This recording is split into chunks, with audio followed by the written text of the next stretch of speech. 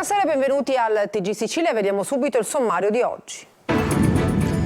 Rintracciate la piccola Alessandra e la mamma, scomparse venerdì scorso a Riposto. Resta da capire perché la donna abbia deciso di allontanarsi dal marito e dalla loro casa.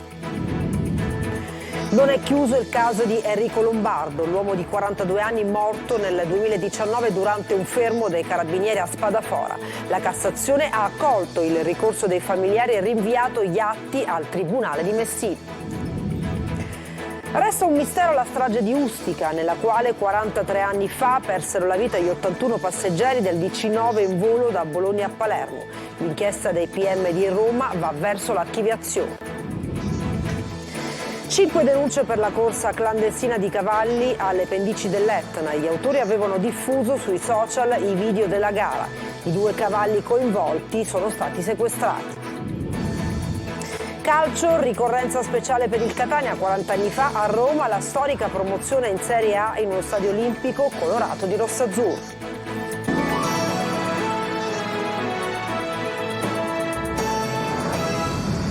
Buonasera dal nostro telegiornale. Dunque sono state rintracciate la piccola Alessandra e la madre, delle quali non si avevano notizie da venerdì. La bambina di 3 anni si trova con la mamma e l'altra sorella e sta bene. Resta da capire perché la donna abbia deciso di allontanarsi dal marito e dalla loro casa di Riposto. Adelaide Barbagallo. La piccola Alessandra sta bene. La bimba di 3 anni, della quale non si avevano notizie da venerdì scorso e per la quale il papà Leonardo Pappalardo aveva denunciato la scomparsa da Riposto, è al sicuro. A comunicarlo è il legale dell'uomo, l'avvocato Enzo Iofrida, che, da noi interpellato, dice di non poter aggiungere altro, ma ci assicura che non occorre più cercare la bambina. Ad allontanarsi da casa venerdì sera con Alessandra era stata la mamma della piccola, la moglie di Pappalardo, una donna ucraina di 44 anni, che aveva portato con sé anche l'altra figlia di 13 anni, avuta da una precedente relazione. Più che un allontanamento sembrerebbe una fuga. È andata via all'improvviso, senza valigia, ma solo con 2 telefonini, un caricabatterie, delle merendine per le bambine e una carta di credito che in questi giorni non ha usato. Cosa ha spinto questa donna a lasciare l'uomo, portando con sé gli affetti cui tiene certamente di più, le sue 2 figlie? I carabinieri che indagano sulla vicenda tengono il massimo riservo. Qualcosa sul clima poco sereno che si respirava in famiglia lo si apprende dal nonno della piccola Alessandra. All'estate sempre litigarelle fra marito e moglie. La bambina sta bene ed è al sicuro. Questi gli elementi che fanno tirare certamente un sospiro di sollievo. Per il resto i contorni della vicenda restano oscuri. Come si sono allontanate da casa? Dove sono state sinora? Pare che la donna non sappia guidare e che non abbia molte amicizie in paese. Venerdì mattina il padre di Alessandra ha raccontato di essere uscito di casa alle 7 per andare al lavoro mentre tutti dormivano. Al rientro, non trovando moglie e bimbe, ha pensato che fossero al mare. Dopo vani tentativi di rintracciarle, in serata ha presentato denuncia per l'allontanamento volontario. E parliamo del caso di Enrico Lombardo, l'uomo morto durante un fermo dei carabinieri nell'ottobre del 2019 a Spadafora. La Cassazione ha deciso di rinviare gli atti al Tribunale di Messina, accogliendo il ricorso dei familiari contro l'archiviazione della Procura. Francesco Triolo. Il caso di Enrico Lombardo, l'uomo di 42 anni morto nella notte tra il 26 e il 27 ottobre del 2019 durante un fermo dei carabinieri a Spadafora in provincia di Messina, torna al Tribunale di Messina. La Corte di Cassazione infatti ha deciso di rinviare gli atti al giudice monocratico, che dovrà fissare un'udienza nella quale si discuterà della seconda richiesta di archiviazione avanzata dalla Procura e verrà presa una decisione in merito. La famiglia, in particolare l'ex moglie di Enrico Lombardo, confidano adesso in un nuovo processo. Sicuramente il corpo parla chiaramente. Enrico non è morto per un infarto perché il corpo è completamente martoriato, a testa spaccata in più punti, escoriazioni multiple, un corpo che veramente fa molta impressione. La decisione della Cassazione come l'avete presa?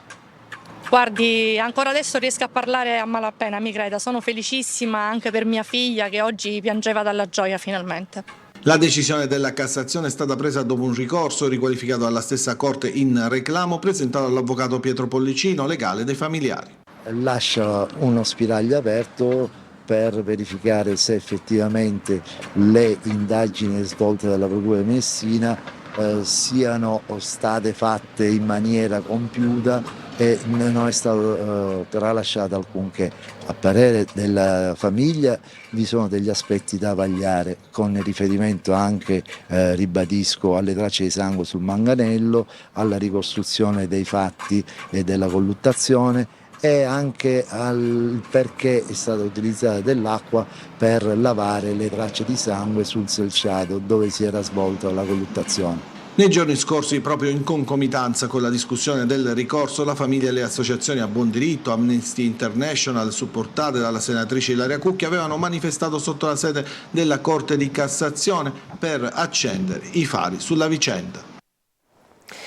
A distanza di 43 anni resta un mistero la strage di Ustica, nella quale persero la vita 81 passeggeri del DC-9 in volo da Bologna a Palermo. Verso l'archiviazione anche l'inchiesta dei PM di Roma. Secondo le perizie è impossibile definire ufficialmente la paternità del traffico aereo. Luca Ciliberti.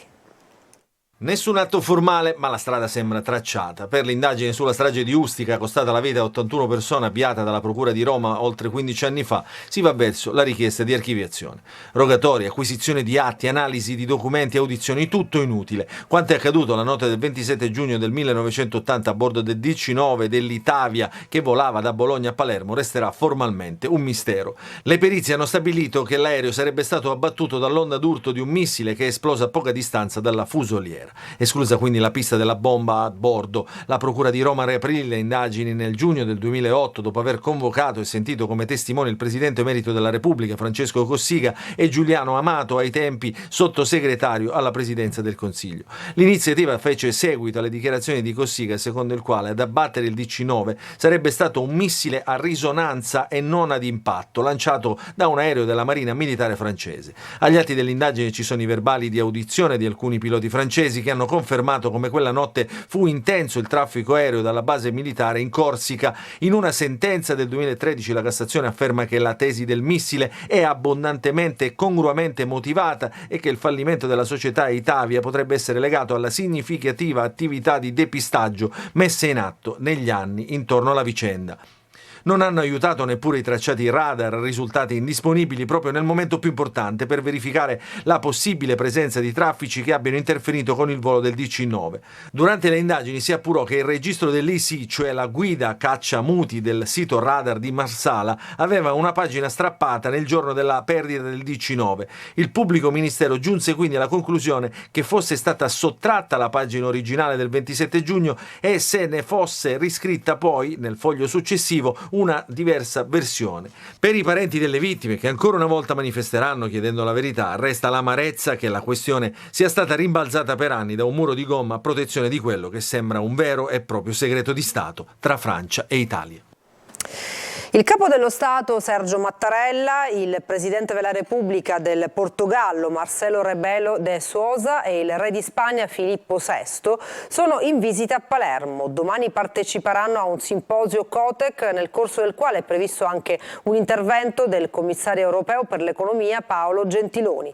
Prima tappa è stata la cattedrale in corso Vittorio Emanuele, a seguire sosta ai Quattro Canti. Ad accompagnare gli ospiti nella visita il governatore Renato Schifani, il Presidente dell'Assemblea regionale siciliana Gaetano Galvagno e il sindaco Roberto Lagalla. A raccontare la città ai presidenti sono stati il professore Maurizio Carta, ordinario di urbanistica all'Università di Palermo e assessore comunale con delega al centro storico, e la sovrintendente per i beni culturali e ambientali Selima Giuliano. Scontro sullo stop ai voli di Aeroitalia tra la Sicilia e l'aeroporto di Forlì. La società di gestione dello scalo lamenta disservizi per la compagnia, la rotta non è remunerativa. La D precisa, siamo stati noi a risolvere il contratto. Tonino De Mana. Non bastava il caro voli sui cieli siciliani, rompe il caso Forlì. Prima il costo di un biglietto che si impenna, poi lo stop, si legge nella nota della società che gestisce lo scalo, per gravi e continue inadempienze nelle tratte per Lampedusa, Comiso e Pantelleria. Forlì Airport chiude ad Aeroitalia, ma la compagnia non ci sta e ribatte, puntando il dito contro la Gotofly ed annunciando a sua volta azioni legali. La compagnia aerea, fortemente voluta dal governatore Schifani per fronteggiare il caro voli in Sicilia, al tempo stesso per rompere il duopolio Ryanair-ITA, torna sotto i riflettori, anche se la D Gaetano Intrieri precisa: I voli erano operati con un ATR della compagnia Air Connect. Di fatto abbiamo visto che questi voli non erano remunerativi, c'erano pochi passeggeri. Abbiamo più volte provato a invitare il tour operator a rivedere i piani, a rivedere il network. Purtroppo non siamo stati ascoltati malgrado varie email e vari incontri, e quindi ieri mattina abbiamo deciso noi di cancellare il contratto. Quindi è falso che siano stati loro a risolvere il contratto. Già questa mattina dal sito di Aero Italia sono scomparsi tutti i collegamenti siciliani con lo scalo romagnolo, compreso il famoso Catania-Forlì, che venerdì 30 giugno, partenza da Fontanarossa alle 16:15 ed arrivo alle 18:15, sarebbe addirittura giunto a costare 499,99 centesimi. Sarebbe perché di fatto il volo non c'è più. Con partenze da Catania e dal menù delle varie destinazioni, come si vede, restano in rigoroso ordine alfabetico Bacău, Romania, Bologna, Bucarest, Romania, Milano, Bergamo, Orio al Serio, Olbia e Roma Fiumicino. L'unico volo attivo per Orio al Serio oggi è di 179,99 per poi scendere a 119 euro il 28 giugno e a 84 euro il 30 giugno. Più economici i voli di luglio, nella stessa tratta si viaggia anche a 24,99 euro e 34,99. Costano molto di più invece i collegamenti in senso inverso dallo scalo bergamasco alla Sicilia, con punte di 149,99 il 1 luglio per un viaggio di solo andata. Facile immaginare che con le ferie ed i rientri in molti saranno diretti in Sicilia e di conseguenza il costo dei biglietti aerei risenta da logiche di mercato, un po' come accade nei periodi natalizi e pasquali, quando i prezzi si impennano. Molto più competitivi i voli da Palermo, anche se, occorre ribadirlo, le tariffe non dipendono dalle società aeroportuali ma dalle compagnie. Dopo la diffusione sui social del video della corsa clandestina di cavalli avvenuta il 15 giugno scorso a Nicolosi, i carabinieri hanno denunciato 5 persone. I 2 cavalli coinvolti nella gara sono stati sequestrati. Natale Bruno. Saranno accuditi dai palafranieri del Centro per l'incremento ippico per la Sicilia, con sede in via Vittorio Emanuele a Catania, e da quelli di un maneggio privato, lampo e agente segreto, i 2 purosangue che la mattina del 12 giugno si sono sfidati a colpi di frustino lungo le strade tra Nicolosi e Ragalna, nell'ambito dell'ennesima corsa clandestina di cavalli. Le indagini dei carabinieri sulla competizione equestre, vinta da Lampo, proprietà di una scuderia di Picanello, ai danni di agente segreto, pluridecorato cavallo inglese che ha vinto competizioni internazionali prima di finire in una stalla di Palermo e poi a Catania in zona San Cristoforo, hanno permesso di ricostruire il giro attorno alla corsa con un montepremi da 120.000 euro. E così i 2 cavalli che hanno animato la gara sono stati scovati lontano dalle stalle della città, nelle quali hanno soggiornato per mesi o forse per anni. In fretta e furia il vincitore, ovvero Lampo, era stato trasferito a Biancavilla, mentre agente segreto da San Cristoforo aveva raggiunto Lineri, frazione di Mister Bianco. Nell'indagine 5 persone sono state denunciate per maltrattamento di animali, spettacolo e manifestazioni vietate, divieto di combattimento tra animali e interruzione di pubblico servizio. Si tratta dei 2 proprietari dei cavalli che per legge devono apporre il loro nome nel registro in cui vengono annotati i microchip. Hanno 50 e 58 anni, oltre a precedenti penali per mafia. E poi i 2 fantini che a colpi di frusta hanno percorso prima al trotto e poi al galoppo il chilometro della competizione, da 42 e 41 anni, e poi uno spettatore. La divulgazione su TikTok del video in cui si vedono i cavalli sfrecciare ha amplificato la notizia della corsa che ha fatto il giro della Sicilia e non solo, tanto da accelerare l'attività investigativa. Fantini, scommettitori e appassionati adesso sono abbastanza preoccupati. Chi immaginava per la metà del mese di luglio la rivincita tra Lampo e agente segreto deve ricredersi. Le traziere dell'Etna, ma non solo, non sono più sicure come in passato. E ai cavalli non resta altro che un buon allenamento al trotto in attesa di tempi migliori e albe senza sirene e lampeggianti blu. Turisti minacciati con la pistola dopo un incidente a lungomare di Catania. Il fatto è avvenuto sabato sera. I 2 si sono scontrati con un motociclo guidato da un ragazzo presto raggiunto e spalleggiato dal padre. L'uomo, un pregiudicato catanese, ha intimato ai turisti di scendere dall'auto minacciandoli con una pistola. I 2 hanno trovato rifugio in un hotel della zona dove li ha raggiunti la polizia. L'uomo è stato denunciato per minacce aggravate. L'arma, poi risultata una pistola a salve, è stata sequestrata. E cambiamo argomento. A Termini Imerese, nuovi passi per il rilancio dell'area industriale. Se ne è parlato questa mattina in occasione di un convegno al quale ha partecipato l'assessore alle attività produttive Edi Tamaio, che si è anche espresso sull'interessamento di Ross Pelligra per l'ex stabilimento Bluetech. Vediamo. Se ne parla da anni, ma adesso sembra essere arrivato un punto di svolta per tutta l'area industriale di Termini Imerese. Rilanciare l'area che per anni è stata quasi abbandonata. Questa mattina se ne è parlato nel corso di un convegno al Polo Meccatronica di Termini Imerese, presente l'assessore alle attività produttive Edi Tamaio, che sta lavorando ormai da mesi per dare un volto nuovo a tutta l'area. È un momento importante, abbiamo lavorato molto questi mesi per rilanciare quest'area. E devo dire con risultati. Il primo risultato è il bando che è in corso per quanto riguarda l'area ex Bluetech e poi il famoso accordo di programma che abbiamo siglato a Roma con il ministro Urso, che prevede più di 100 milioni di euro per reindustrializzare l'area e per creare nuova occupazione. È chiaro che questo è un momento assolutamente favorevole sia per la presenza degli investimenti importantissimi sul porto, ma abbiamo seguito anche il bando sull'area ex Bluetech che è uscito davvero poche settimane fa da parte dei commissari. Per il bando dell'ex Bluetech c'è anche l'interesse del presidente del Catania, Ross Pelligra. È un bando e mi auguro che chi vince riesca a rilanciare l'area, producendo occupazione, portando ricchezza e cercando di recuperare un sito che per troppi anni è stato abbandonato. Dall'occupazione al rilancio di molte attività che fanno parte di tutto il comprensorio. Il bando per l'ex Bluetech è sicuramente già un grande punto di partenza, o meglio, ripartenza. Un appello alla Regione siciliana affinché intensifichi i controlli sulle importazioni di grano estero e sulla filiera della produzione, perché sia chiaro quale grano viene usato nel prodotto finito. È uno dei grandi temi che Coldiretti, riunita in Assemblea regionale per eleggere il nuovo presidente, pone a salvaguardia dei produttori. Maglio Viola.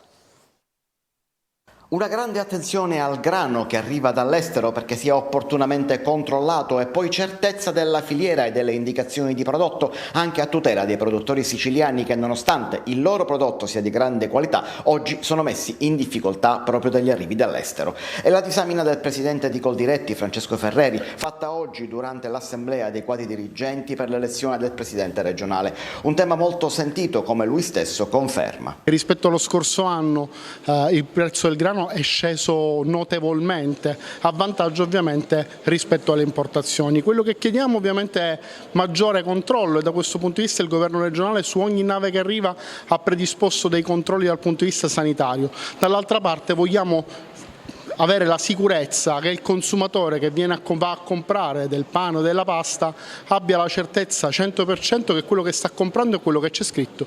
Quindi chiediamo anche degli ulteriori controlli sul DNA ovviamente di questi grani. Al porto di Pozzallo intanto arrivano 4.000 tonnellate di cereale che si aggiungono alle migliaia già disseminate in tutta l'isola. Grano estero che continua ad abbattere il prezzo di quello locale sul mercato siciliano. Fra i grandi temi del mondo agricolo poi c'è l'agrifotovoltaico che senza alcuna regola penalizza le produzioni agricole siciliane e i cambiamenti climatici che mettono in ginocchio la produzione, come abbiamo visto in tante occasioni in Sicilia.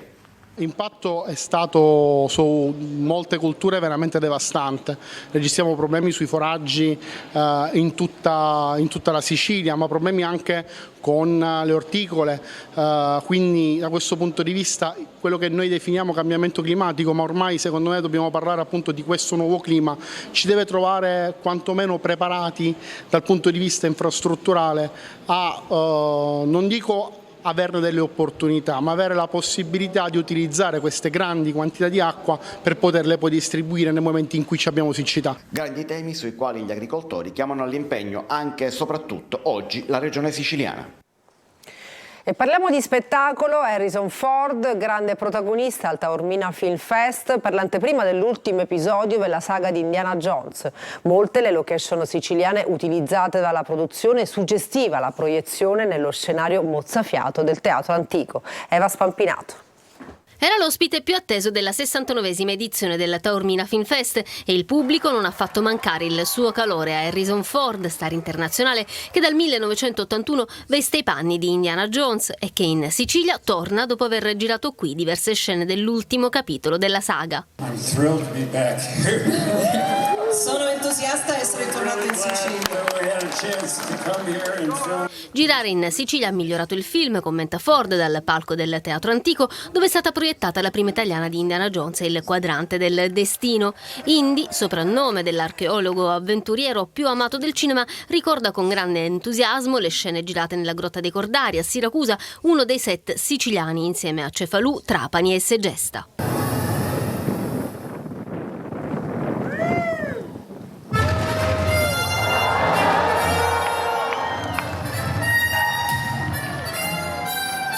La proiezione della pellicola nella cornice del Teatro Antico diventa ancora più spettacolare. Nella finzione scenica del film la Sicilia e la Grecia, nella grotta che si trova all'interno del parco archeologico Neapolis di Siracusa, Ford e i suoi compagni d'avventura, anche loro sul palco del Taormina Film Fest, intraprendono una caccia al tesoro all'interno di un relitto nelle grotte sottomarine. Ad attendere un blindatissimo Harrison Ford anche un folto gruppo di fan appassionati che arrivavano da tutta Italia. Cappello, fruste e giubbotto di pelle a qualsiasi costo, a qualsiasi temperatura. Noi ci fermiamo, tra poco è calcio, non mancate.